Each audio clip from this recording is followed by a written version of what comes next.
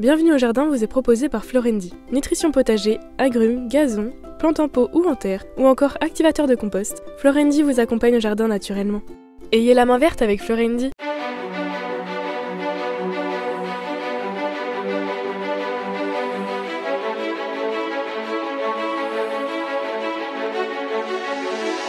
News Jardin TV vous propose Bienvenue au jardin, une émission 100% nature, animée par Patrick Mulan et Roland Motte. Mes chers amis, bonjour, nous nous retrouvons le 30 juillet pour cette émission numéro 66 qui sera la dernière avant la rentrée. Parce qu'on va se prendre quand même un petit peu de vacances, c'est la moindre des choses. Mais pour cette dernière émission, on a fait fort, puisque nous ne serons pas deux, mais trois aujourd'hui. J'ai le plaisir de vous présenter à côté de moi Monsieur Pierre Nesman. Vous le connaissez sans doute si vous êtes un lecteur de Rusticap, parce qu'il est rédacteur en chef adjoint de ce magazine. Pierre, on te retrouve aussi de temps en temps à la télévision. Il est paysagiste, il est jardinier, il est auteur. D'ailleurs, il nous a fait un bouquin super, là, que Roland va vous montrer, qui s'appelle « Mon jardin s'adapte au changement climatique ». Il n'a pas fait ça. J'avais bien aimé aussi le potager de père en fils. C'était sympa comme tout. En tous les cas, merci Pierre d'être avec nous. C'est un grand plaisir. Bonjour à tous les deux. Ravi de vous retrouver. Et puis le deuxième, on l'a comme d'habitude. Il est tout rose aujourd'hui. Il est toujours souriant. Il est plein d'humour. Il s'appelle Roland Motte. Il est jardinier à Vittel. Vous le connaissez bien. Salut Roland. Bonjour Patrick. Bonjour Pierre. Bonjour à tous. Nous sommes le 211e jour de l'année. Pierre, il reste 154 jours avant de faire la bringue au Nouvel An. Très bien, on a un peu de temps pour se préparer. Oui. Alors. Ah oui, mais il se prépare chaque semaine. Hein. C'est très important, c'est fixé. 8e jour du signe astrologique du Lion et 12e jour du mois de Thermidor dans le calendrier républicain français, qui est pour ce jour-là le jour de la salicorne. Ça te dit quelque chose? Oui, toi tu bouffes tout. Ah ben, d'une part j'en bouffe et j'en ai planté une année au jardin, au potager. On a réussi à récolter de la salicorne. C'est pourtant une plante qui pousse dans l'eau saumâtre. Oui, dans un carré potager, on l'a bien arrosé, elle a poussé. On a eu une petite plante, allez, on va dire 30 cm, mais on a pu la déguster au vinaigre. C'est une plante que tu connais un petit peu? Oui, absolument, pour me balader en bord de mer, effectivement, oui. On est dans la famille des amarantacées. Le genre c'est Salicornia, tout bêtement, 26 espèces qui sont donc des plantes qu'on appelle halophiles, des plantes qui aiment le sel ou qui supportent le sel. Et globalement, on les classe dans le groupe des halophytes, plantes qui aiment le sel. Genre qui a été créé par Carl von Linné. Ouais, oui. Il y a plein de noms communs. Passe-pierre, perce-pierre, haricot de mer, cornichon de mer, corne de mer. Parce qu'en fait, ça a un côté un peu bizarre, on dirait une plante grasse un peu, qui fait des espèces de petits bouts de cornes les uns à côté des autres. C'est pas très beau. C'est vrai que celui qu'on avait cultivé, on l'avait trouvé en jardinerie, d'ailleurs, c'était pas terrible. Il n'y a même pas de fleurs. Ça te dit quelque chose, la fleur de la salicorne? Non, pas du tout. Vers la fin août, il y a des petites fleurs qui apparaissent de part et d'autre des tiges, et à ce moment-là, la plante a l'air un peu d'une bruyère. Et puis après, on a les graines, et puis la plante va se dessécher, parce que, je ne l'ai pas dit, c'est une plante annuelle, la salicorne. Ça revient tout le temps. Il faudrait que Roland nous explique comment ça se mange, puisque c'est monsieur qui mange tout. Nous, on l'a faite au vinaigre. On a coupé les parties et on les a mises au vinaigre. Et on en a mangé en salade, avec de la viande éventuellement. Oui, toute crue. Il est conseillé normalement de les faire blanchir, parce que c'est assez amer. Il y a le sel aussi. Quand on a récolter de la salicorne sauvage, c'est très salé, puisque ça pousse dans les endroits salés. Et on peut aussi les faire revenir à la poêle, donc tu essayeras, tu en recultiveras un petit peu. On avait trouvé ça par hasard dans une jardinerie, ça nous a tenté, mais pour en trouver en jardinerie, c'est complexe quand même. 30 juillet 1848. C'est la naissance à Chevilly-la-Rue, dans le Val-de-Marne, de Louis-Gustave Cros. Merci Pierre. Ça te dit quelque chose, Pierre? Complètement, c'est une vraie référence en matière de pépinière et c'est surtout un site absolument magnifique, mais je vais te laisser raconter. On est à Châtenay-Malabry, voilà. C'est le domaine de la vallée aux Loups, le Val d'Aulnay, et en 1880, c'était déjà la maison de François-René de Chateaubriand. Chateaubriand est mort en 1848, donc il avait eu cette maison, et en 1880, Monsieur Cros rachète cette maison, et il y plante en 1895 une plante extraordinaire, une plante exceptionnelle, qui est le seul spécimen connu de cèdre bleu pleureur de l'Atlas issu de semis. Tous les autres aujourd'hui, d'ailleurs, dépendent sans doute de cette plante, parce qu'ils ont été greffés. On n'avait jamais réussi de nouveau à obtenir un cèdre pleureur à partir d'un semis. Aujourd'hui, il est énorme. Je crois qu'il fait 680 mètres carrés, il me semble, de surface couverte, c'est impressionnant. Bonne mémoire. Il faut aller voir ça. Alors, parce qu'aujourd'hui, ce parc n'est plus un parc privé, c'est un parc départemental qui est ouvert au public, dans lequel on voit aussi des spécimens de taxodium, de cyprès chauve, tout à fait magnifiques, qui datent à peu près de la même époque et qui ont des pneumatophores comme on voit rarement dans nos régions. Pneumatophores, je vous rappelle que ce sont des racines qui poussent à l'envers. Au lieu de pousser vers le sol, elles poussent vers le ciel. Pourquoi ? Parce qu'elles n'ont rien compris. Ça, c'est du Roland. Non, parce que c'est une plante, le cyprès chauve, qui pousse les pieds dans l'eau. Oui. Et il a besoin de respirer, donc il a des racines qui remontent vers l'air libre pour apporter aux autres l'oxygène dont elles ont besoin. Alors aujourd'hui, les pépinières Crou, elles existent toujours, mais elles sont plus là. Non, effectivement, elles sont en région parisienne, je crois. Elles sont à Grissenois, en Seine-et-Marne, dans la ferme de Genouilly, l'arboretum donc, qui reste à la vallée aux Loups. Et, comme je disais, propriété du département, il est classé, il y a plus de 500 espèces d'arbres, d'arbustes, vraiment de plantes qui sont intéressantes. On en restera là pour Monsieur Crou. On salue aussi les descendants, oui. sans doute arrière-petit-fils de Crou, qui sont vraiment des bons pépiniéristes aujourd'hui encore. 30 juillet, on fête la Sainte Juliette ou la Sainte Julia. Elles ont été noyées en 303. On a Juliette Abdon, je ne sais pas s'il y a beaucoup de gens qui s'appellent Abdon, et puis Maxime ou Maxima. Qu'est-ce que tu nous fais comme dicton ? Un vrai de vrai que je suis allé chercher dans mes grimoires. Bon fermier à Sainte-Juliette doit vendre ses poulettes. C'est parce qu'elles sont... Elles sont mûres, elles vont tomber du nid, il faut les vendre avant. Alors il y en a un à la Roland-Motte, Oui. peut-être ? Pour Pierre, avec les récoltes de la Sainte-Juliette, le jardinier se la pète. Ah oui, bien C'est vu. vrai ? Ouais, Hein ? tout à fait. Donc c'est pas faux non plus, ça. Et Pierre, tu nous en as préparé. Ben moi, j'en avais un, effectivement, pour avoir de beaux navets. Juillet doit le trouver fait. C'est pas oui. mal, ça veut dire qu'il faut que tout soit prêt, opérationnel, pour être mangé, parce que c'est plus le moment de semer. Mais ça, c'est pas toi qui l'as inventé, là, Pierre. Non. Ah non. Alors moi, j'en ai un grimoire. qui s'appelle Chaleur de Sainte-Juliette, farniente sous la gloriette. Ça, c'est de toi, ça. Ça, c'est Oui, typique. c'est sympa. Ouais. Et protège les prunes à la Sainte-Juliette où tu n'en récolteras que des miettes. Ah, c'est Faut pas mettre faux. des filets parce que sinon les oiseaux vont passer sans doute par là. Une question de Arkiev qui nous dit « Mon nouveau terrain est envahi par les orties. J'aimerais que vous me conseilliez comment m'en défaire ou comment les réutiliser. Je ne sais pas si elles servent vraiment à quelque chose. » Alors j'ai l'impression qu'Arkiev ne lit pas beaucoup ni la presse ni l'édition Jardin parce qu'avec tout ce qui existe sur les purins d'orties, les orties c'est magnifique, toi t'en manges même en soupe, en salade, Oui, ou en je sais soupe, pas quoi. en beurre d'ortie, à beurre d'escargot, avec des jeunes pousses d'ortie, c'est excellent. Ouais, on peut mettre du persil, hein, ça va très bien aussi. Oui, mais ça va bien aussi avec les orties. On en trouve plus facilement, les orties. Alors qu'est-ce que t'en penses toi des orties ? Moi, je les aime bien. J'en ai chez moi dans mon jardin. Effectivement, je leur laisse le droit de citer. Parce qu'effectivement, comme tu disais, Patrick, elles ont une vraie utilité. Alors elles ont surtout une utilité, c'est que ça vous pique du fait qu'elles contiennent de l'histamine. Oui, c'est vrai quand même que c'est une plante urticante, hein, il faut Oui. quand même s'en méfier. Quand on les cueille, il y a une manière de les prendre. Hein. Si on les prend par-dessous, on risque pas de se piquer. Quand on était petit, mon papa m'expliquait qu'il suffit de retenir ta respiration et tu ne crains rien. Alors on était gamin, on y allait, et on se faisait piquer. Voilà, Ça marche pas. C'est très très fragile, hein, un poil. C'est drôle à voir d'ailleurs au microscope, un poil urticant d'ortie. Ça ressemble un peu à une seringue, si on veut. On a cette pointe. À la base, il y a une boule dans laquelle il y a le poison. Et puis quand on est piqué, en fait, ça se casse et on reçoit la dose. Voilà. Ah oui. Qu'est-ce qu'on fait d'autre avec l'ortie ? On fait le purin. On fait le d'accord. purin d'ortie, bien connu, oui. Qu'est-ce qu'on fait d'autre ? Non, c'est indicateur d'un sol plutôt riche. Mais Voilà, c'est médicinal. Ah oui, c'est vrai qu'on l'utilise Les aussi. feuilles, oui. on les utilise comme des toniques, des dépuratifs, des diurétiques, même des anti-inflammatoires sur les douleurs rhumatismales. Pendant que t'es piqué, tu penses plus à autre chose. Donc tu dis, ah oui, j'ai mal là. Ça doit être ça, ouais. Il y a une chose, aussi, une industrie potentielle pour la fibre. Parce que la grande ortie, elle pourrait avoir des fibres qui ont été d'ailleurs filées dans certaines régions d'Europe pour faire des cordes ou des toiles qui sembleraient être de qualité.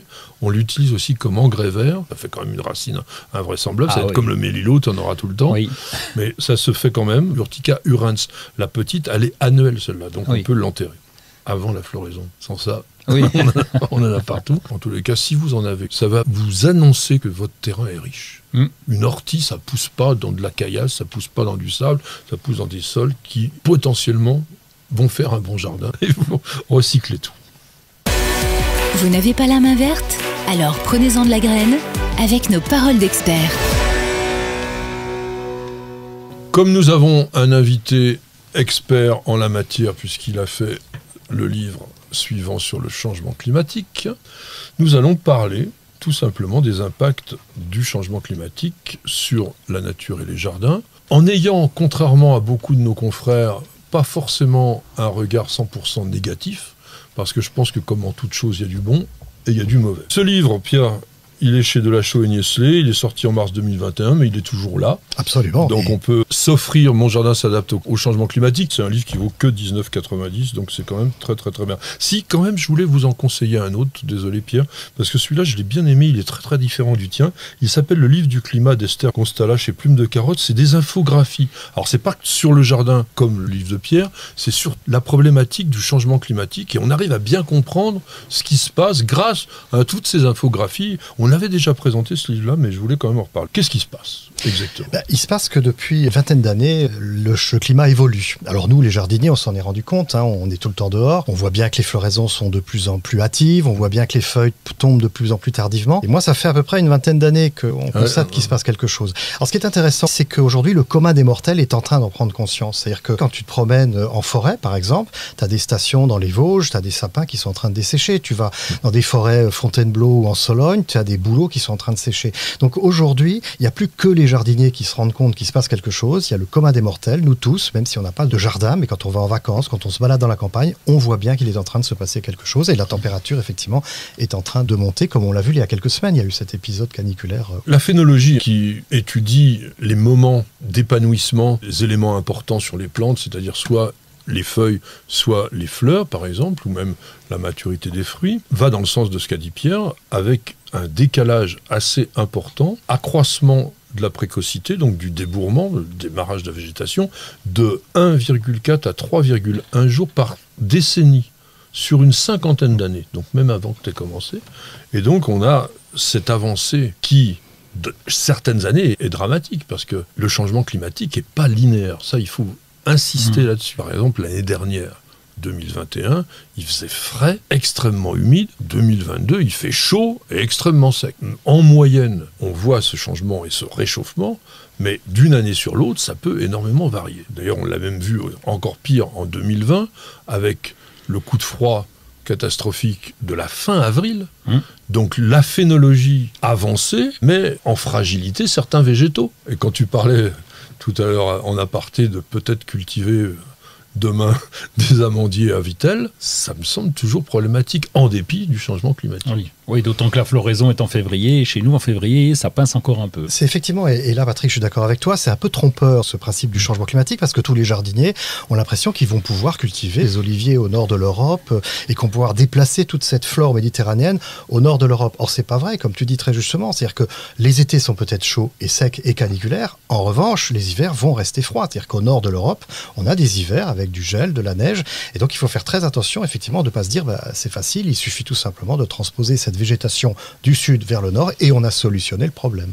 Bon, alors ça évolue quand même, parce que tu vois, nous on a planté un olivier, plante martyr, puisque au départ je l'ai planté juste pour voir, il y a 4 ans, il est toujours là. Il est toujours là, oui. Et donc les hivers sont depuis 4 ans supportables pour notre petit olivier. Mais l'olivier, c'est pas la meilleure plante exemplaire par rapport à ça, parce qu'un olivier, quand il est déjà un peu adulte, ça tient à moins 15 degrés, donc on ne peut pas dire que c'est une plante frileuse. Le problème de l'olivier, c'est que c'est une plante de sol et de région sèche.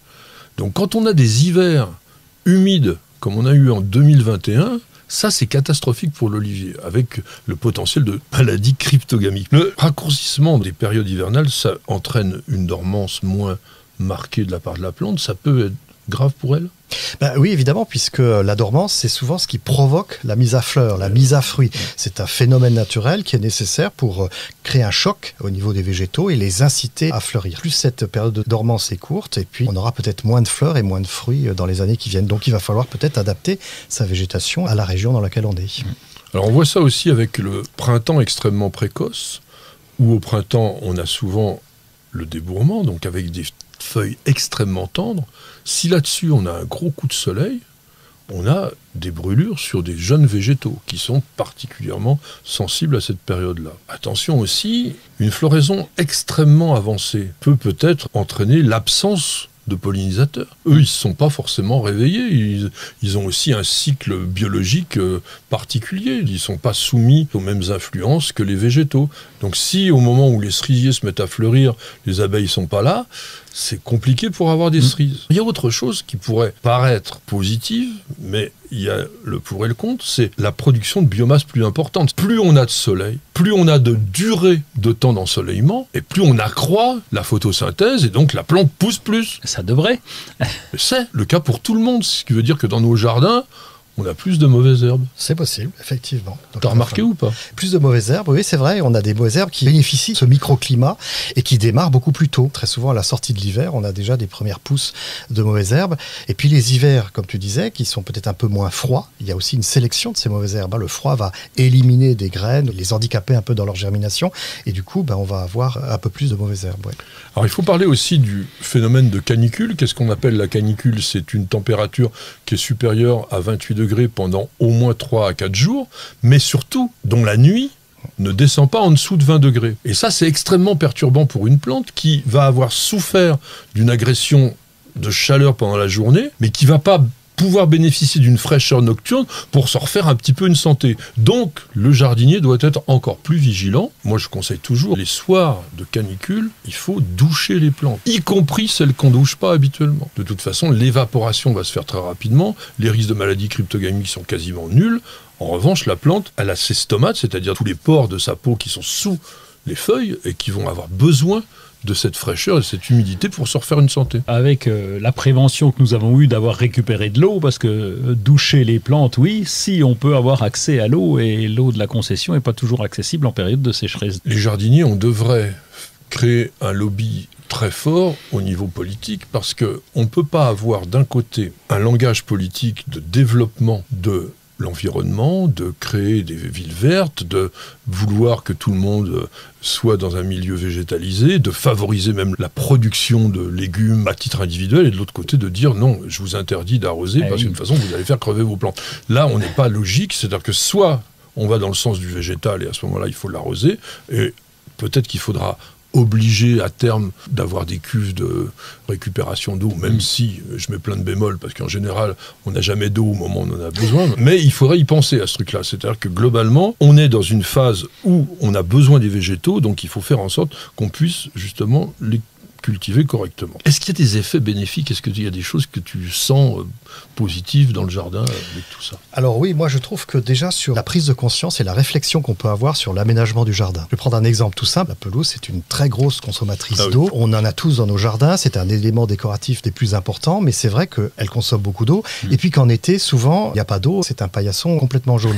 Donc on peut déjà, au moment de la conception du jardin, se dire, tiens, il va faire chaud, canicule, je vais peut-être réduire la surface de ma pelouse. Ça ne veut pas dire l'enlever. Moi, je ne suis pas forcément partisan de supprimer la pelouse, mais peut-être de la limiter dans son développement et de la remplacer par des alternatives. Alors, des plantes alternatives à la pelouse, ou peut-être envisager le jardin minéral. Alors, attention, jardin minéral, ça ne veut pas dire que du gravier. Ça veut dire du gravier et des végétaux, puisqu'il faut cette biodiversité. Le gravier n'apporte absolument rien. Donc, on peut imaginer des jardins qui seront demain, des jardins qui alternent avec de la pelouse, peut-être sur des surfaces moins importantes, et des parties beaucoup plus minérales, mais avec du gravier associé à des végétaux. Nous, on l'a fait déjà depuis longtemps, puisqu'en fait, on a des parties qui sont en paillettes d'ardoise, parce que c'est quand même plus facile d'entretien qu'une pelouse. Et comme en plus, bon là c'est différent, mais on a un jardin très ombragé, faire une pelouse à l'ombre, ça c'est aussi autre chose. Il y a une chose importante dans le positif quand même du réchauffement climatique pour les végétaux. C'est l'augmentation du taux de sucre dans les fruits. Ah oui, et puis le pinard aujourd'hui, c'est 14 degrés. L'accélération de la photosynthèse entraîne aujourd'hui une augmentation de productivité, par exemple des forêts, qui est estimée de 30 à 40% supérieure à la moyenne en Europe et en Amérique du Nord. Et ça, c'est pas n'importe qui le dit, ce sont les données satellitaires qu'on voit au niveau donc de la mesure potentielle des forêts. Donc ça aussi, le reboisement est favorisé par ça. En revanche, plein d'ennemis, maladies qui arrivent de pays exotiques, etc. Bon, pour terminer, qu'est-ce que tu nous donnes comme conseil? Alors, qu'est-ce qu'on fait? Le bon sens, je reviens sur l'aménagement de mon jardin. Effectivement, essayer de concevoir son jardin en tenant compte de cette évolution du climat et surtout en choisissant des végétaux qui vont à la fois résister au sec, mais aussi qui vont résister au froid. Les plantes qui viennent du bassin méditerranéen, qui viennent de régions où il fait très chaud en été, mais il peut faire très froid en hiver. Et ces plantes-là ont la capacité d'avoir un enracinement très profond pour aller chercher de l'humidité, pour résister au sec en été et pour résister au froid en hiver. Alors il y a l'alchimie, vous avez toutes sortes de petites plantes, notamment souvent, effectivement, à la fin, il y a toute une citation de plantes vivaces, d'arbustes, de plantes annuelles qui vont justement résister à la fois au froid, mais aussi à ces épisodes caniculaires. Moi, je peux vous en citer rapidement quelques-unes. Les spirées, les saules, les framboisiers, les ribes, les berbéris, perovskia, les sureaux, le caryoptéris, le lilas, le rudbeckia, enfin, il y en a plein. Vous les retrouverez dans le livre de Pierre, Mon jardin s'adapte au changement climatique. Bienvenue au jardin. Patrick Mulan, Roland Motte. Quelques nouveautés, quelques actualités, mon cher Roland. Oui, alors vous savez que pour jardiner, de temps en temps, on met des gants.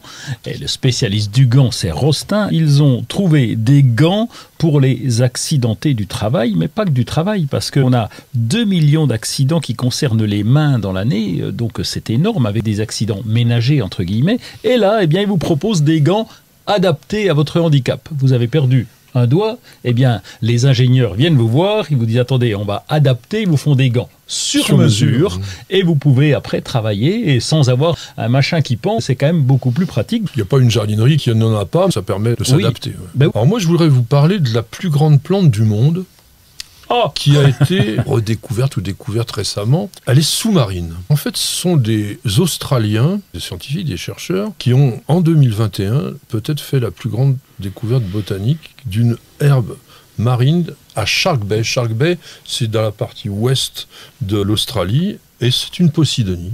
Posidonia australis, donc Posidonie d'Australie, qui a quand même l'âge vénérable de 4500 ans, qui est particulière dans la mesure où c'est une plante polyploïde. Alors ça veut dire quoi? Un être humain a ce qu'on appelle 2 N chromosomes, c'est-à-dire qu'il a 2 jeux de chromosomes, qui vient de son père, une qui vient de sa mère, et ça c'est son génome. Une plante polyploïde est une plante qui va avoir, dans le cas de la Posidonie, 4 fois le nombre de chromosomes. Ce qui lui permet d'avoir une meilleure résistance et surtout une possibilité de se cloner. Sur cette plante-là, on s'est rendu compte d'une chose, c'est qu'une colonie clonale. La plante a du mal, parce qu'elle est polyploïde, à se reproduire de manière sexuée, mais le fait très très bien de manière végétative. Ce qui fait que il y a des pousses de partout, et la petite plante, eh bien aujourd'hui, elle couvre à peu près l'équivalent de 20 000 terrains de football. Elle s'est entendue sur 180 km de long. Ah ouais, là c'est long. Donc fait pratiquement 200 km². Pourquoi est-ce qu'on peut dire que c'est une seule plante? C'est parce que chaque fois qu'on prend un prélèvement d'ADN à des kilomètres de distance, c'est exactement le même génome qui revient. Alors est-ce que c'est une seule plante? C'est là qu'on parle de colonie clonale, parce que oui, au départ, c'est la même. Mais aujourd'hui, c'est pas la même. C'est-à-dire que celle que l'on voit, la petite pousse, elle n'a pas les 4500 ans, mais elle est à l'origine du départ de la même. Donc, c'est un peu anecdotique, mais ça montre quand même la faculté dans le monde végétal d'avoir des êtres absolument invraisemblables qui vivent non seulement très longtemps, mais qui s'étendent aussi sur de très très très très longues distances. Donc la Posidonie d'Australie. Et on va essayer de digérer tout ça avec un petit café. On passe une page de publicité, c'est très rapide. On revient tout de suite. Prendre soin de son jardin n'a jamais été aussi facile avec Oriange 3 en 1, la nouvelle innovation Solabiol. Grâce à la technologie de l'hydrodistillation, Oriange 3 en 1 utilise toute la puissance de l'huile essentielle d'orange. Sa formulation permet de combattre efficacement les insectes, les acariens et les maladies en neutralisant leurs cellules. Oriange 3 en 1, c'est le geste simple pour prendre soin de son jardin. Insectes, acariens et maladies, un seul produit et c'est fini.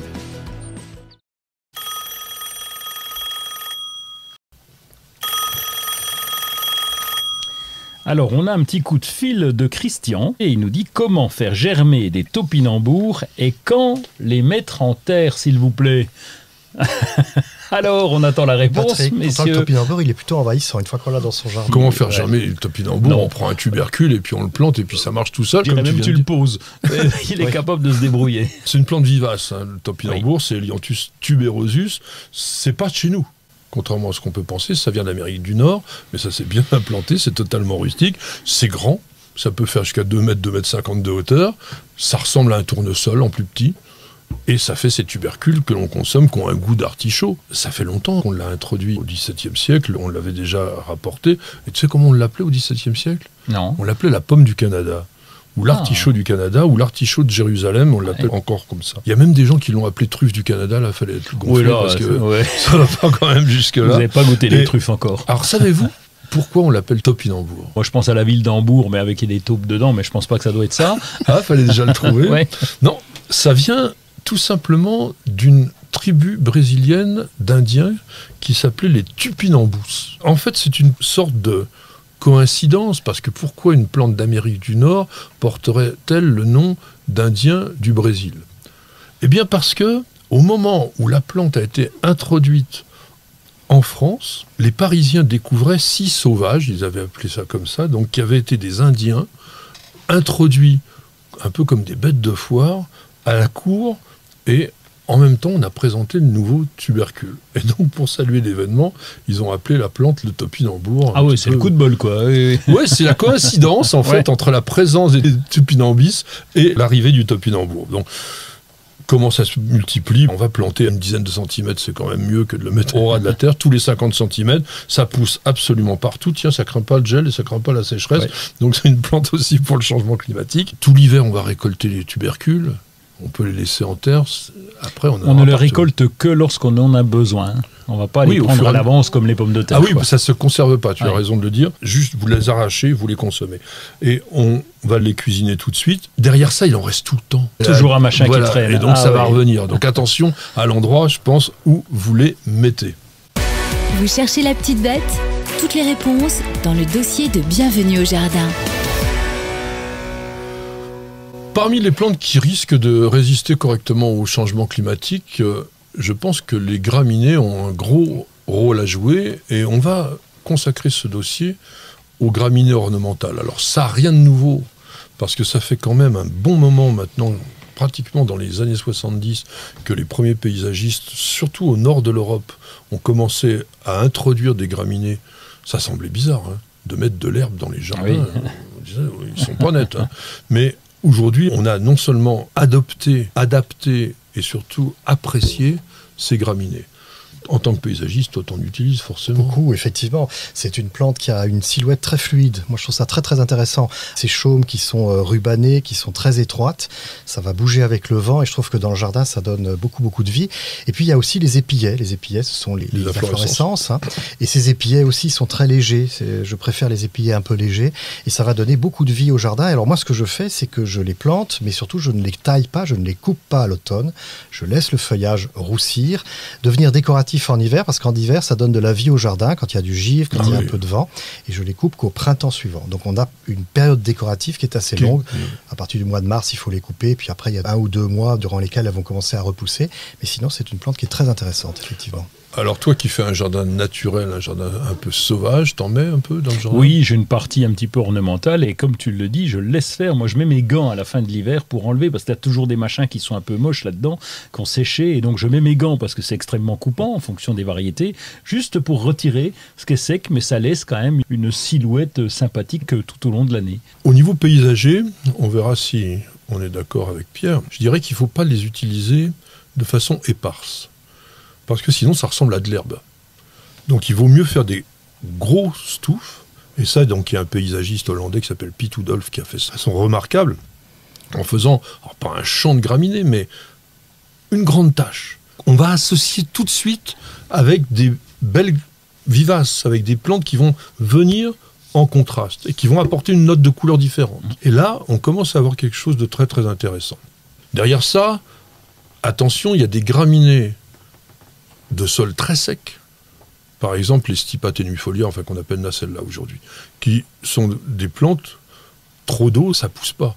À l'inverse, il y a des graminées qui ont besoin d'énormément d'eau. On adapte bien son choix par rapport à son sol et par rapport à ses besoins. Parce que dans les graminées, il y en a des petites, puis il y en a des grandes. Mais quand vous êtes en jardinerie, généralement, elles ont toutes pratiquement la même taille, parce qu'on les achète petites. Donc attention, on se renseigne à l'avance. Le conseil que je vais donner, c'est de les planter toujours par nombre impair, par 3, par 5, par 7. Parce que comme tu le dis, quand on est dans une jardinerie, on va acheter une graminée de telle variété, une autre. On commence à les mettre dans son jardin, puis ça ressemble à rien du tout. Il vaut mieux acheter 3, 4 ou 5 graminées de la même espèce, faire des îlots, de manière à ce qu'il y ait une vraie présence. Alors on peut les mettre en pot aussi, parce qu'il y a un côté architectural, structurel, qui est assez élégant. Avec un pot de couleur, par exemple, un pot un peu haut, on peut avoir une belle touffe de graminées qu'on pose à un endroit et qui va donner un résultat.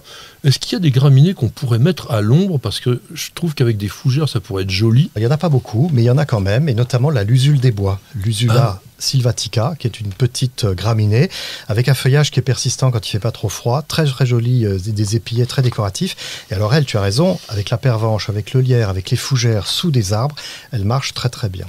Alors maintenant, il y a des effets de couleur aussi, parce qu'on voit une graminée comme une herbe, comme un blé, un peu dans les temps verts au printemps, jaunasse après en été. Mais non, il y a des graminées bleues, comme les fétuques, il y a des graminées panachées, il y a des miscanthus zébrés panachés, il y en a qui sont même un peu argentés. Il y a du rouge. Il y a du rouge avec l'imperata, c'est ça, oui. Donc vous avez vraiment le choix. Il y a une association à laquelle on devrait penser systématiquement, c'est avec les rosiers. Ce que j'aime beaucoup, c'est avoir les épillets qui vont émerger parmi les rosiers. Et ça, on n'y pense pas souvent. Donc graminée plus grande que le rosier. Alors, tu les plantes dedans, carrément. Je plante dedans, et notamment le Deschamsia qui fait un petit coussin vert au niveau du sol, et il a des chaumes qui vont monter à 1,20 m, 1,50 m. Et ce qui est très intéressant, effectivement, avec des rosiers buissons ou même des rosiers à grandes fleurs, c'est de faire émerger des rosiers ces épillets extrêmement fins. Et il y a un contraste entre la fleur de la rose, qui est un peu sophistiquée, un peu généreuse et opulente, et cet épillet de graminée qui est très fin. Il y a quelque chose de très intéressant à faire, oui. Alors, il y a encore un usage que l'on peut faire qui peut être assez rigolo, c'est d'utiliser des grandes graminées, des costauds, des miscanthus, des spartina, des panicums par exemple, pour faire des tuteurs naturels pour des vivaces. Quand on a des très grandes vivaces, comme par exemple certains hélianthus en fin de saison, d'habitude on met une structure, ça peut être des bouts de bois, c'est pas beau. Alors que là, si on les plante avec les graminées, elles vont tenir les vivaces et ensemble, ça fait quand même aussi un très joli décor. On peut peut-être aussi, alors ça je ne l'ai jamais fait, mais associer ces grandes graminées avec des grimpantes annuelles, ça devrait pouvoir marcher. Oui, tout à fait. On peut mettre les hippomées, par exemple, l'œil de Suzanne, Thunbergia à latin. On peut semer au pied de ces graminées. En Amérique latine, ils le font avec le maïs qu'ils utilisent. Le maïs, c'est une graminée. C'est un peu le même principe. Des graminées un peu costauds, on va pouvoir mettre quelques plantes grimpantes semées au pied qui vont pousser et fleurir pendant l'été. Et au potager? C'est plus compliqué, si ce n'est pour le paillage. Le paillage de miscanthus, ça va très bien. T'as oublié un truc, au potager, il y a le maïs, qui est une graminée. Ah oui, ok, mais bon, alors on n'est pas dans le même look là. Il y a d'autres graminées encore plus grandes, comme les arundos, c'est-à-dire les cannes de Provence. Les bambous, on va les mettre à part, parce qu'ils sont graminées aussi, qui vont faire des brise-vents, qui vont faire des haies, qui vont faire des séparations. Donc ça aussi, on peut imaginer les utiliser comme ça. Et puis, il y a des toutes petites graminées qui vont être couvre-sol, les fétuques évidemment, les lusules, le bambou nain, les petits Pleioblastus, et puis il y a des petits Deschamsia aussi. Maintenant, je voudrais que vous me donniez au moins 3 ou 4 ou 5 graminées qui sont vos coups de cœur. Moi j'aime bien le miscanthus parce que ça a vraiment un côté sauvage et c'est original parce qu'on trouve rarement dans la nature un truc où la feuille est zébrée, t'as un coup de blanc, un coup de vert, un coup de bleu, je sais pas qui c'est qui a inventé ça, mais il s'est bien débrouillé le gars. Zebrinus. Ça c'est sympa. Et après tu le fais sécher, tu le fais en paillis? C'est pas moi qui le fais, mais effectivement aujourd'hui on trouve du paillis de miscanthus, on trouve même dans du terreau, pour remplacer la tourbe, on a de plus en plus de miscanthus. C'est les miscanthus qui servent à faire du bioéthanol généralement. Oui. Un autre? Ah oui, imperata, moi j'adore parce que ce rouge là qui ressort, ça fait des tiges toutes droites. Là d'abord c'est facile à planter, ça pousse partout, et puis ça te fait des tiges toutes droites. Ça pousse pas partout. Ah bon? Chez nous ça pousse pas. Écoute, moi j'ai du bol alors. On a essayé. Chaque fois ça marche. Mais parce qu'on est un peu ombragé peut-être. Mais un peu ombragé, non, c'est une cave. Votre jardin il est quand même... c'est quand même très couvert, quoi. Imperata, il y en a un massif absolument sublime au jardin du château du Rivaux. L'imperata, c'est décoratif, mais en masse avec des vivaces en mélange, c'est top. Et en automne, ça prend une couleur qui évolue et qui est quand même très très belle. On va faire le podium, ton troisième. Je mettrai, mais du coup je vais le retirer, Stipa tenuifolia, les cheveux d'ange, mais maintenant que je sais qu'il est invasif sur la côte ouest, ça me fait un peu peur du coup. Hein. Moi je l'aime bien. Pourquoi ? Il est magnifique, c'est des cheveux d'ange, c'est superbe, que ce soit avec les couleurs, le soleil du soir, du matin, il y a des choses extraordinaires. Et alors tu as évoqué tout à l'heure un détail très amusant, moi je le peigne, c'est la seule graminée que tu vas entretenir avec un peigne. Je fais un petit coucou à Berle qui est ici. Comment ? Je prends un peigne pour chien, un peu grossier, et à la fin de l'hiver, je passe le peigne à l'intérieur. Ça fait quoi ? Ça enlève toutes les chaumes sèches et ça ne révèle que les vertes. Oui. Parce qu'il y a une chose que je déteste dans les jardins, c'est quand on coupe les stipas façon cheveux en brosse. Oui. C'est absolument on l'a affreux. fait cette année, nous. Ah ben non, c'est affreux. Ah bah, je suis On était dans un pot. En deuxième, alors je le lis parce que c'est un miscanthus, roseau de Chine, Transmo-rhizonensis. Pourquoi ? On va l'écrire. Parce qu'il a un feuillage semi-persistant. Et dans mon jardin, j'en ai, et en plein hiver, il est encore vert. Alors, quand on a des hivers très froids en Alsace, effectivement, il va geler, il va jaunir complètement. En revanche, depuis quelques années, il reste avec son feuillage persistant. Et ça, c'est absolument formidable. Tu es en plein cœur de l'hiver, il n'y a plus de feuilles aux arbres, et tu as cette graminée verte qui te donne un côté exotique au cœur de l'hiver. C'est assez remarquable. Alors, il est possible que ça soit plutôt un cultivar, parce que sur le plan botanique, il n'est pas répertorié. Il est considéré comme étant simplement Miscanthus sinensis, médaille de bronze. Écoute, moi j'aime bien les Calamagrostis qui Oui. ont cette espèce de structure, de graphisme très vertical, à la fois par le feuillage, par les chaumes, mais aussi par les inflorescences. Elles sont droits dans leurs bottes. Et ça, dans un jardin, ça peut être intéressant de jalonner, de donner Karl du Forster. rythme. Pourquoi pas, qui a effectivement des épillets un petit peu plus légers, un petit peu plus fantaisistes. Mais ce que j'aime bien, c'est ce côté un peu rigide, un peu droit, Et structurant. puis ça dans un pousse jardin. partout, Bien. ça accepte un petit peu tout. Alors moi j'aime bien les légers, les élégants style Brisa Maxima qu'on appelle la grande amourette. Alors celle-là elle est annuelle malheureusement, mais les épillets retombants ont une forme de cœur et ça bouge au vent. C'est vraiment vraiment très très mignon. Je ne sais pas si on peut vraiment facilement le cultiver par semis. C'est vrai qu'en bord de mer ça pousse tout seul. On en voit parfois naturellement. Après est-ce qu'on peut le cultiver vraiment ? Une autre annuelle, alors ça, sublimissime, l'orge à crinière, Ordeum jubatum, à peu près 60 cm, les épillets, ça fait un peu comme Nacella tenuissima, ça fait une barbe très très légère, c'est fin, mais ce qui est joli, c'est que c'est vert pâle, mais légèrement ombré de pourpre. Ça bouge au vent en permanence, ça vous fait des serpents de végétaux, non mais ça a une gueule avec des vivaces, waouh, c'est sublimissime. Et puis, je vais rester encore dans le petit, dans le doux, dans le mignon, avec l'oreille de lapin, le Lagurus ovatus, qui est encore aussi une graminée annuelle, 50 cm, et la floraison, on dirait une petite queue de lapin. C'est joli comme tout. Alors, si on peut cultiver ça, l'avantage, c'est que c'est annuel. Si l'année prochaine, on veut autre chose, on mettra autre chose.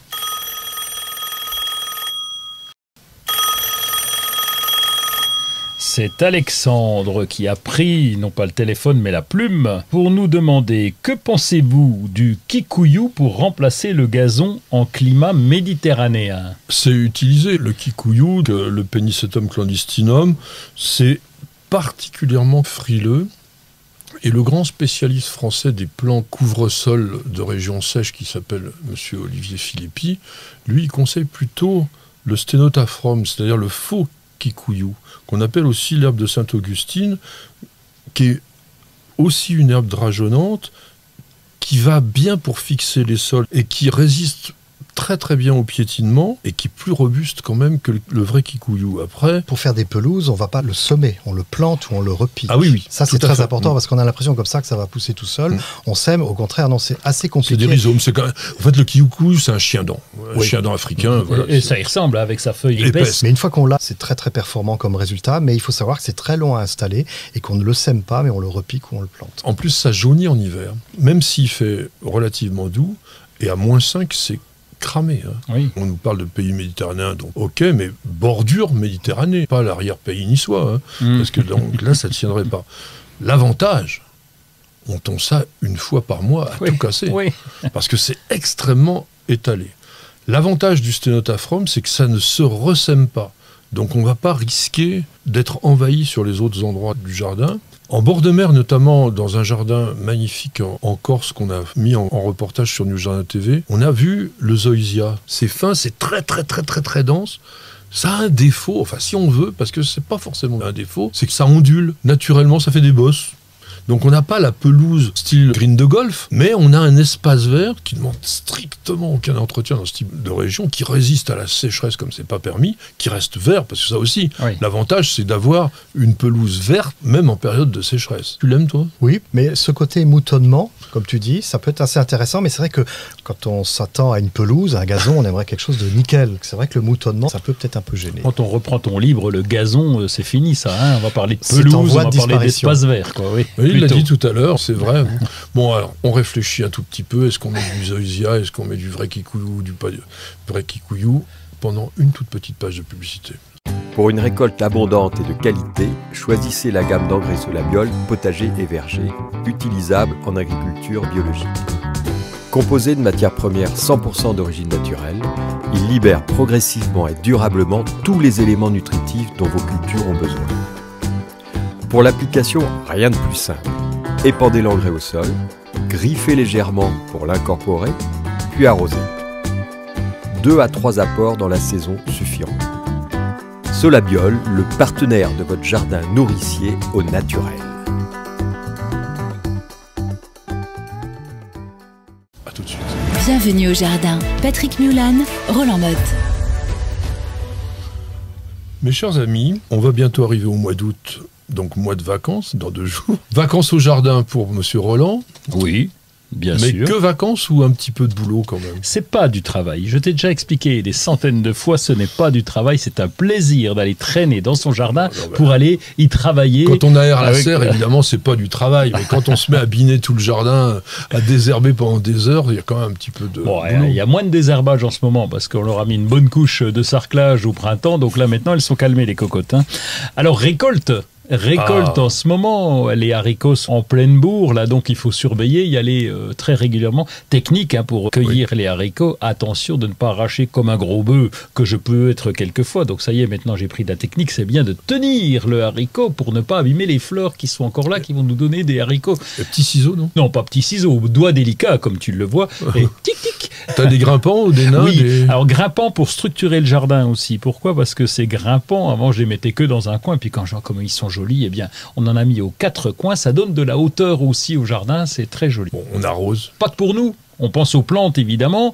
Nous, on s'arrose, ça va, on est peinard, mais il faut penser aux petites bestioles, aux abeilles, bien entendu, et puis aux oiseaux. Donc, ne pas oublier de remplir les gamelles, les petites casseroles qui traînent de ça. L'arroseur, il remplit tout seul. On met l'arroseur dans le jardin, le soir, les bains d'oiseaux un peu partout, et puis ça se remplit. Mais nous, on met pas les arroseurs qui vont arroser partout, on économise l'eau. Les petits bains d'oiseaux, ils sont pas en plein milieu du jardin. Je plante le soir quand il fait chaud, et faites-le, c'est comme ça qu'on les conserve. Surtout quand on a, comme chez nous, des rhodos, des fougères arborescentes et des camélias. C'est important. Tu récoltes déjà ton miel, ou c'est pas très jardinier, mais c'est bien? Si, c'est bien d'avoir une ruche au jardin, donc on devrait tous avoir une ruche, mais on attend que notre voisin nous donne le feu vert, parce qu'on n'est pas très doué, on se fait piquer de partout quand on y va tout seul, donc il nous dit, attention, là c'est bien, la hausse est pleine, puisqu'on a mis une hausse au printemps, et donc lorsqu'elle est pleine, on peut aller récolter. Quand t'es bon au jardin, que t'es pas bon en apiculture, t'apprends, hein.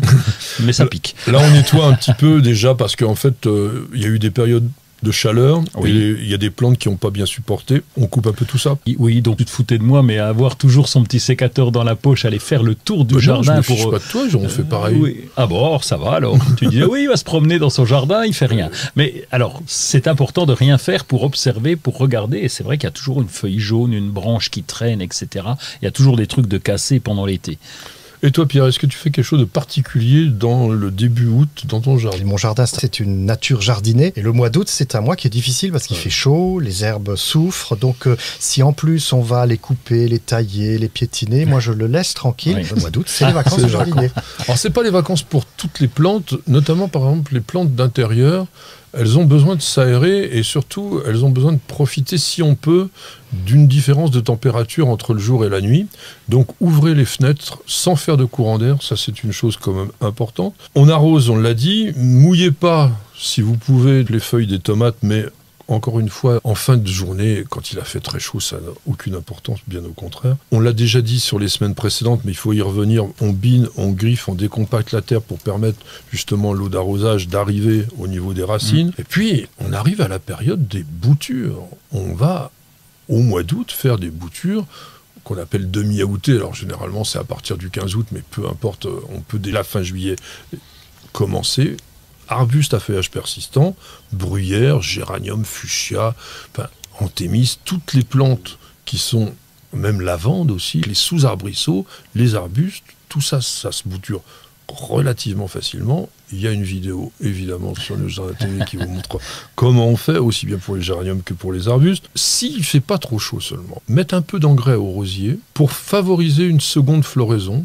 C'est une période généralement où il y a une sorte de baisse d'intensité de végétation, mais les nourrir, ça leur fera pas de mal. T'as peut-être pas ça, toi, pourtant t'es dans le pays de la Mirabelle, mais souvent les pruniers sont surchargés de fruits et il y a des risques de cassure de branches. Donc faites attention, on met des étais sur les branches qui sont trop lourdement chargées pour pas que l'arbre casse. Surveillez les agrumes, les lauriers roses, les palmiers, parce que les cochenilles peuvent arriver par là. Ce sont des plantes qui sont particulièrement attaquées, les camélias aussi d'ailleurs. J'ai ma recette que vous trouverez sur le site de News Jardin TV. Alcool, savon noir et huile de colza en mélange, ça fait un bon Une cuillère à café, hein, pas un litre. On va tailler un petit peu tout ce qui est trop développé, les grandes branches de kiwi, de glycine, tous ces trucs qui partent un petit peu à la folie. Et puis, si vous partez en vacances, ben vous pouvez donner un petit coup de ciseau sur les haies pour que ça revienne et que ça soit pas trop moche. J'ai oublié aussi, on taille les rosiers non remontants. Là, ils ont fini de fleurir. C'est la bonne époque pour pouvoir favoriser la floraison de l'année prochaine. Il y a des rosiers, comme les rosiers lianes par exemple, que je conseille de ne pas tailler parce qu'ils seront beaucoup plus beaux d'une année sur l'autre. C'est des plantes qui ont besoin d'être grandes, elles ont besoin d'être énormes. Pour aller les tailler, des fois, le liane, on en a un dans le sapin. C'est une galère, mais vous équilibrez simplement, vous coupez les branches qui sont gênantes, mais on ne fait pas une taille systématique de ces rosiers.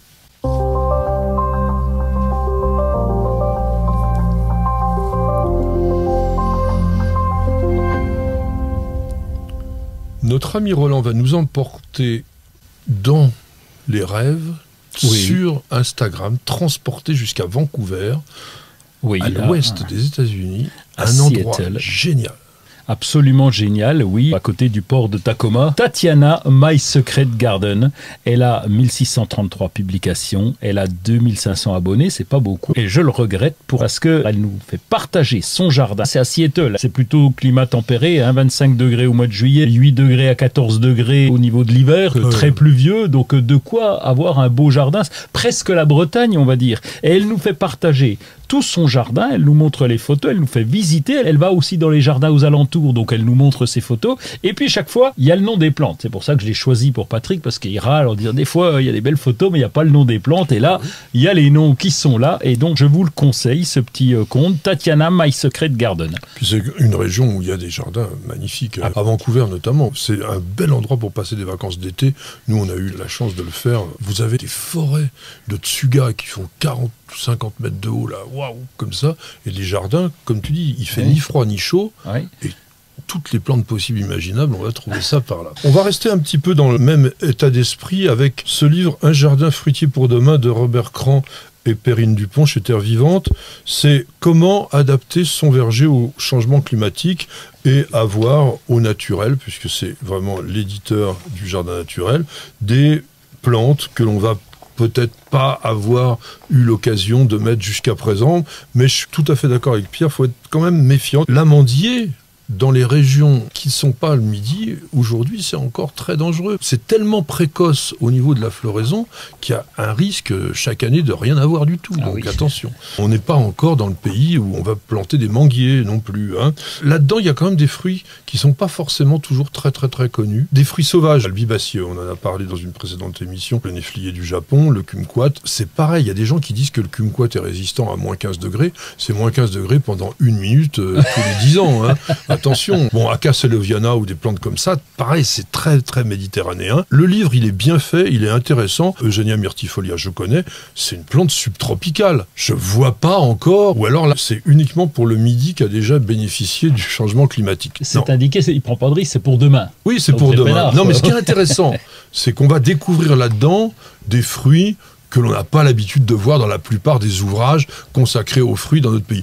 Le Leicesteria, je sais même pas si c'est consommable par nous. Pas sûr, mais probablement, peut-être après cuisson. J'ai vu des recettes. Toi qui manges tout, essaye, mais t'empoisonnes pas. Oui, mais j'en ai planté. Je reviendrai peut-être vous dire, ou pas. En tous les cas, le contenu est intéressant. Oui. Après, méfiance quand même par rapport au choix des plantes qui peuvent vous être proposées dans lequel il y a. Le deuxième livre que je vais vous présenter, c'est un peu une bible. Sans doute, je dirais, destiné à de futurs professionnels de l'agroforesterie. Aujourd'hui, on parle énormément de cette technique ou de ces techniques sans particulièrement savoir, je crois, souvent de quoi on parle, parce qu'on ne peut pas imaginer de transformer nos jardins avec ça. En revanche, au niveau de la grande culture, il est fort probable que ce soit des techniques de grand avenir demain. Mais c'est un bouleversement à la fois culturel, structurel, considérable. Et ce livre est un livre technique, très puissant, très bien fait, costaud, pas facile forcément tout le temps à aborder. Il n'y a mais pas si d'image. vous voulez vous lancer là... Si, il y en a un petit peu. Mais c'est vraiment beaucoup de lecture, parce que c'est un livre de base intéressante. Tiens, on va dire à notre ami Pierre, un livre chouchou, un livre dont tu ne te passes pas dans le domaine du jardin. C'est le bon vieux guide Close. Ah oui, mais le vieux. Le vieux. Oui, le voilà. vieux. Ouais. Tu sais, et je suis régulièrement surpris quand j'ai besoin d'aller chercher un truc, tu sais, une plante, une exigence. Je vais dans ma bibliothèque et c'est le vieux guide Close que j'ai reçu quand je faisais mes études, parce qu'on nous a donné des prix à la fin de nos études. Et voilà, et c'était le premier guide Close. Alors évidemment, il y a des variétés qui sont peut-être plus forcément actuelles, mais sur les exigences, sur les expositions, sur les variétés emblématiques, ça reste quand même des références. Comme quoi, c'est souvent dans les vieux pots qu'on fait la bonne soupe.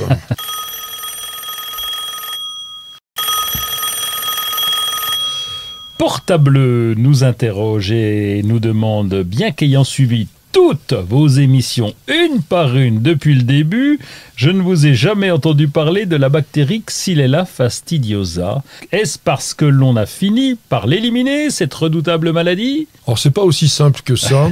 Les problèmes de Xylella fastidiosa sont plutôt importants au niveau des producteurs, au niveau des agriculteurs, au niveau des gens qui font des arbres fruitiers ou qui font des oliviers, etc.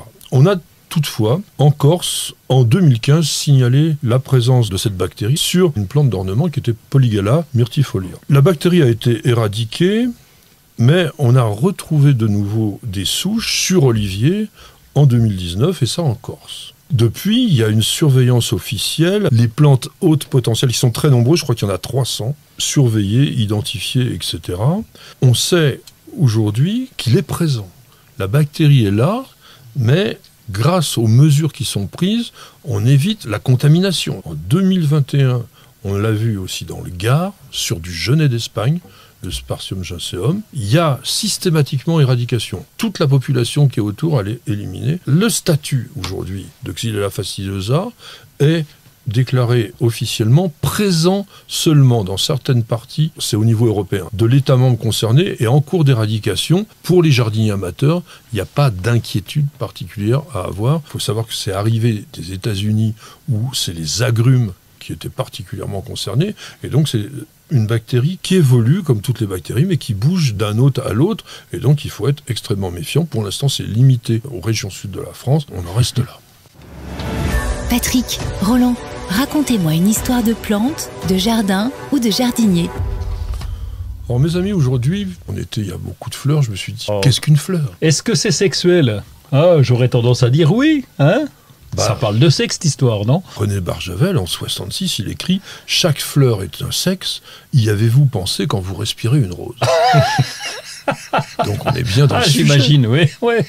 Évidemment, les fleurs représentent la caractéristique particulière de tout ce groupe qu'on appelle les angiospermes, constituent aussi le stade évolutif ultime du monde végétal. À l'époque du Carbonifère, on avait uniquement des plantes sans fleurs. On avait des ptéridophytes, donc des fougères, on avait des prêles, mais on n'avait pas de plantes à fleurs. Après, il y a eu des conifères, qui étaient un peu l'avancée de la plante avant la vraie floraison, c'est-à-dire les gymnospermes, mais la fleur de l'angiosperme, la vraie fleur, elle est destinée à faire un fruit. Le fruit, c'était vraiment une marche supplémentaire dans la protection de l'élément majeur pour la plante, dans sa reproduction, c'est la graine. Qu'est-ce que veut dire gymnosperme ? Ça veut dire graine nue. Donc la graine, elle est exposée à toutes les agressions extérieures, aux parasites, etc. Une fois qu'elle est dans le fruit, elle est tranquille. Donc, on voit bien ce phénomène évolutif. C'est quand même 150 millions d'années, les premières plantes à fleurs. Ça a mis du temps. Donc ça a dû évoluer, il devait y avoir des fleurs moches au début. Hein. Eh bien, t'as tort. Il y en a peut-être encore aujourd'hui. Oui. Eh bien, t'as tort. Quelles étaient les toutes premières fleurs? C'est des plantes que vous connaissez extrêmement bien. Les caractéristiques primordiales de la fleur primitive sont au moins 10 pétales et une forme en couronne. Une marguerite Mais non, je t'ai toujours en dit couronne. les astéracées. Je t'ai bien expliqué que les mais tu crois pétales que j'ai ne sont retenu pas, Ah oui. que ce sont des ligues, que les fleurs sont au centre. Alors, qu'est-ce que ça peut être? Plante aquatique, non? Oui, par exemple. Nénuphar. Eh oui. Ah ouais. Nymphéa est l'archétype avec le magnolia de la fleur primitive. Il y a une chose que l'on n'imagine peut-être pas quand on regarde simplement une fleur, c'est d'où est née la fleur. Qu'est-ce qu'était une fleur à l'origine? Pour que ça devienne une fleur, c'est une métamorphose de feuilles. Et d'ailleurs, certaines plantes, lorsqu'elles sont sous forme de bourgeons, sont encore indifférenciées. Et en fonction de la quantité de sève qu'elles vont recevoir, s'il y en a beaucoup, je vais faire une tige avec des feuilles. Et si je reçois juste la dose qu'il faut, avec aussi, il faut le dire, quelques petites hormones pour aider quand même à la transformation, je deviens une fleur. Une fleur, c'est fabriqué comment? Comment on s'est composé? Tu veux dire les pétales? Sépales d'abord, pourquoi? Pour protéger le tout, non? Voilà, Ça doit, sépales. c'est ça. Autour. Après, Et ces pâles, elles sont plus claires, donc c'est pour ça ces pâles. Et donc après, les pétales, ça s'ouvre, oui, et au milieu, les organes pistil, étamine, sexuels. Voilà. Pistil, organe. mâle, Mais non. femelle. Alors, Bah oui, j'ai le choix. Et étamine, organe, mâle. 95%, même plus, des fleurs sont hermaphrodites, c'est-à-dire qu'elles possèdent exactement ce que l'on vient de décrire, à la fois les organes mâles et les organes femelles. Donc ce calice, le calice c'est quoi? Bah, c'est l'ensemble des pétales, des Non, sépales non, et des non. pétales. L'ensemble des sépales. Putain, je suis largué, moi, là. Hein. On fait l'histoire botanique, c'est un peu une leçon de choses, une leçon... Puis il va pas m'aider, hein. Merci d'avoir un invité. Hein. Le calice protège le bouton floral. Les sépales sont généralement verts, mais quand ils deviennent colorés, on dit qu'ils sont pétaloïdes. Chez certaines plantes, par exemple, tiens, si on prend les iris, on a du mal à se dire où Oui. sont les sépales et où sont les pétales. Les sépales sont en bas et les pétales sont en haut sur la fleur d'iris. Oui, mais c'est vrai que c'est pas traditionnel. Hein. Ça Parce se barre que un peu voilà, dans tous on les a coins, l'impression c'est, qu'il n'y a oui. que des pétales Ah oui. puisqu'ils sont colorés. Chez les tulipes, c'est carrément transformé. Et à ce moment-là, on appelle ça des tépales. C'est compliqué. Bah oui, c'est compliqué. Après, t'as tes phalles. Enfin bon, attends, ça te sort Et pas, quoi. donc ensuite vient, on avait le calice, sépales, et ensuite tu nous disais les Pétales. C'est quoi l'ensemble des pétales? Eh bien, c'est La là, oui, là. corolle. Là, eh oui, voilà, j'allais le dire, mais je te laissais deviner. Il y a une chose qu'il faut savoir, c'est que chez une fleur de la même espèce, on a toujours un nombre de pétales identique. Les rosiers, c'est un genre. Ah, Dans j'étais la pas même loin. espèce, par exemple Rosa glauca, bon, c'est facile sur les rosiers, il y a 5 oui. pétales, c'est une base de rosacée, mais tous les Rosa glauca, l'espèce, ont les 5 pétales. C'est une des caractéristiques qui, dans la nomenclature, la taxonomie, le classement, donc, permet de séparer les espèces. Parce que si, demain, on trouvait une rose à feuilles glauques et à fleurs roses comme Rosa glauca avec 6 pétales, par exemple, Ah, ça ne marche pas. on pourrait se dire qu'il y a une évolution, peut-être c'est une autre espèce. On ne va pas encore rentrer dans les détails, parce que en fonction de la forme de la corolle, les fleurs sont qualifiées. C'est-à-dire qu'on a les gamopétales, c'est-à-dire ceux qui ont les pétales soudés, et on a les dialipétales, comme les coquelicots par exemple, qui ont les fleurs ouvertes. Ouais, je pensais qu'on allait parler de sexe, mais là, on s'en éloigne quand même un petit Eh ben, on va en parler. Ah. Les étamines, organes, Pistil, c'est femelle, donc étamine, c'est mâle. mâles. Merci Pierre. Comment est constituée l'étamine? Ah ben, comme un sexe d'homme? Non, pas tout à fait quand même. Hein. Il y a une tige Ah, j'étais pas loin. qu'on appelle le filet, qui est surmonté par une sorte, on va dire, de bourgeon, qu'on appelle l'antère, sur laquelle il y a quoi? Le pollen. C'est là où il y a le Eh pollen. oui. Et oui, sur le lys. C'est marquant sur le lys. Ça fait des grands machins, là, Eh quand oui. on s'en met plein le nez. Donc on a filet, antère, pollen. Pollen qui est l'élément mâle, le pistil. Un pistil peut avoir plusieurs carpelles. Il y a un ovaire à la base, dans lequel Ok. donc, il y a les ovules, et après c'est souvent surmonté par ce qu'on appelle le style, qui fait une sorte de tube, et les stigmates. Et le stigmate a une particularité, c'est qu'en général, il est collant. Et il est collant pourquoi? Pour capter le pollen. Eh ben oui, pour Ben voilà. permettre au pollen de se coller. Et ensuite, on aura ce qu'on appelle le tube pollinique qui va rentrer à l'intérieur du style pour aller féconder les ovules. Ah, on y arrive. En fait, on a une fécondation qui peut s'assimiler un peu à une fécondation animale, puisqu'on va avoir une cellule mâle qui va féconder une cellule femelle qui permettra la formation des graines. Dans les fleurs, ce qui peut-être nous intéresse le plus, c'est leur organisation. Il y a des fleurs solitaires, la tulipe, la renoncule, on a la hampe florale, puis la fleur. Puis on a des inflorescences. C'est quoi une inflorescence? C'est comme le lilas, où tu as tout le monde qui est rassemblé là autour, Voilà, et il y a plein de fleurs. C'est ce que tu dis, c'est tout le monde qui est rassemblé autour. Donc une inflorescence, c'est un groupe de fleurs Ouais. qui forment un ensemble. Et cet ensemble peut avoir des formes extrêmement différentes, puisque par exemple, si tu prends les fleurs de pommier ou de poirier, qui sont généralement assemblées par 5 en bouquet, on appelle ça comment? C'est l'inflorescence. En grappe? Ah non. Ah non. On appelle ça un corymbe. Une inflorescence dont toutes les corolles se trouvent au même niveau. Mais les pédoncules floraux sont organisés sur des hauteurs différentes. C'est ça la différence avec l'ombelle, qui est exactement la même chose, à savoir des fleurs qui se trouvent toutes au même niveau, mais dont les pédoncules floraux sont réunis en verticille, c'est-à-dire tous réunis au même endroit, comme un peu les baleines d'un parapluie. Comme la carotte. La nette, comme le fenouil, etc. On a d'autres inflorescences. Tu parlais du lilas, c'est une tire, c'est-à-dire c'est une sorte de grappe dans lesquelles les éléments sont pas tous à la même hauteur. Il y a des épis, on connaît le blé, la rose trémière. Panicule, ça ressemble énormément à une grappe. Il y a les chatons. C'est quoi un chaton? Ah oui, comme sur les saules. Oui, ou sur les noisetiers, ou sur les chênes. Quelle est la particularité du chaton? C'est pas une fleur femelle, un truc comme ça, non? Sauf que c'est l'inverse. C'est le Ah mal. ouais, C'est mâle. une fleur uniquement mâle. Et on va revenir sur la marguerite. Parce que là, on a ce qu'on appelle des fausses fleurs. Puisque chez les astéracées, on a donc ce qu'on appelle un capitule, qui est un ensemble de fleurs toutes petites, serrées les unes contre les autres, qui se trouvent au niveau de l'axe du pédoncule, et autour, il y a des éléments généralement colorés, plats, qui ressemblent à des pétales qu'on appelle des ligules et qui servent, Piste d'atterrissage pour les mais insectes. oui, qui servent à Ah oui, aider d'accord. le pollinisateur à se déposer sur la fleur et à venir butiner le cœur. T'as jamais vu un insecte butiner le pétale de la marguerite? Non, Oui, il est non, au mais cœur. Par contre, je pense à mes histoires d'amour. Quand j'ai feuillé la marguerite, j'ai feuillé pas les ligules. Moi, j'ai jamais pensé à dire ça. Oui. Là, on fait un peu de science botanique. On va terminer, allez, juste un petit poème pour vous faire plaisir. Ah, voilà. Tu Je sais vous- nous parler quand tu veux. Baignée par l'éclat irisé d'un rayon diaphane, la fleur s'est épanouie, aimable courtisane. Sa corolle séduite par les caresses du soleil s'alanguit nonchalante en attendant l'abeille. Fardée d'un arc-en-ciel de couleurs coquettes, la belle s'est parée d'artifices de conquête. Ajoutant à ses armes un nuage de parfum, elle est prête pour séduire d'un regard assassin. Ses pétales épanouis comme des lèvres vagabondes attendent que le baiser de l'insecte les féconde. Qui a écrit ça? C'est quelqu'un d'un peu vicieux, non? Ben, c'est votre serviteur, j'ai écrit ça en 2006. Bravo. Et on terminera là-dessus.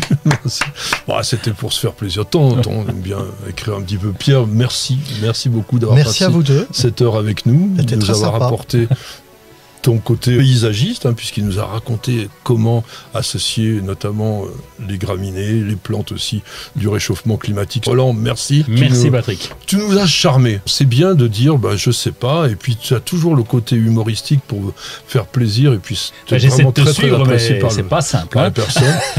On va vous dire rendez-vous simplement le 10 septembre prochain, parce que on va se reposer un petit peu, enfin pas tout à fait vrai, parce que on continuera sur News Jardin TV à vous mettre des vidéos nouvelles, des reportages, mais cette émission va s'interrompre pour l'été. Merci à Luc pour le son, merci à Miguel pour toute la partie technique, Nicole aussi pour tout ce que tu nous apportes, nous surveille, nous aide en permanence. On a nos bébés, on va finir avec elle, montre-la nous. Elle a eu du mal, hein. Oh là là, c'est là. dur de Allez. se réveiller. Voilà, donc bonnes vacances à tous. On se retrouve, comme je vous l'ai dit, donc le 10 septembre. À très bientôt et bienvenue au jardin.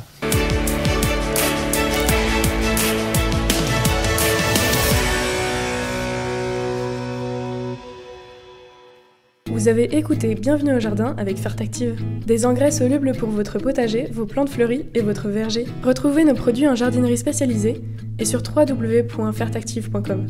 Fertactive, l'essayer, c'est l'adopter.